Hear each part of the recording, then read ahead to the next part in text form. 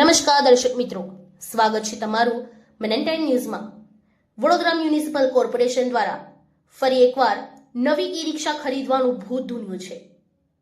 બજેટમાં કરોડોના ખર્ચે નવી રિક્ષાઓ ખરીદવાનું નક્કી કરવામાં આવ્યું। વડોદરામાં મ્યુનિસિપલ કોર્પોરેશન દ્વારા થોડા વર્ષો પહેલા જ વિકસાવેલી ગાર્બેજ કલેક્શન કરવા માટેની ઈ રિક્ષાઓ હાલ ધૂળ ખાતી હાલતમાં જોવા મળી રહી છે।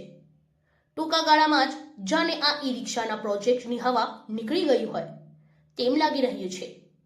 આશરે 40 જેટલી ઈ રિક્ષાઓ ધૂળ ખાતી હાલતમાં જોવા મળી છે, તો બીજી તરફ આ વખતના બજેટમાં કરોડોના ખર્ચે નવી ઈ રિક્ષાઓ ખરીદવાનું નક્કી કરવામાં આવ્યું હોય ત્યારે આવા ખોટા ખર્ચાઓ નહીં કરીને વડોદરા શહેરની જનતાના વેરાના રૂપિયા સારા કામમાં વપરાય તેવી માંગ કરાઈ રહી છે। વડોદરા મ્યુનિસિપલ કોર્પોરેશન દ્વારા શહેરની નાની સાંકડી ગલીઓમાંથી કચરો એકત્ર કરવા માટે ઈ રિક્ષાઓનો પ્રોજેક્ટ હાથ ધર્યો હતો।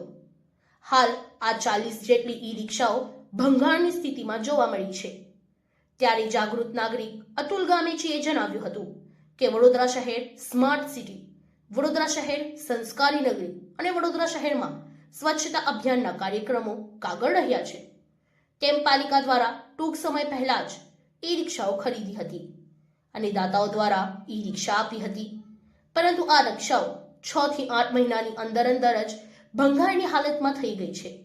બેટરી બગડી ગઈ છે, વાયરો તૂટી ગયા છે અને અંદરનો સામાન પણ ચોરાઈ ગયો છે અને એ રીતના અત્યારે જોઈ શકાય છે કે ખડકલો ઊભો થયો છે।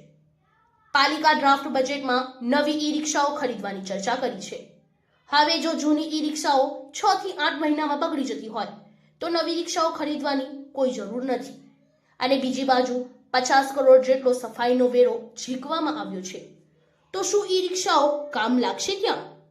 ઈ રિક્ષાઓ નાની ગલીઓ માટે છે, પરંતુ કોઈ ડ્રાઈવર હોતા નથી, ચલાવનાર જ હોતા નથી। અમારી એક જ માંગ છે કે આવા ખોટા ખર્ચાઓ નહીં કરીને વડોદરા શહેરની જનતાના વેરા સારા કામમાં વપરાય તેવી અમારી માંગણી છે।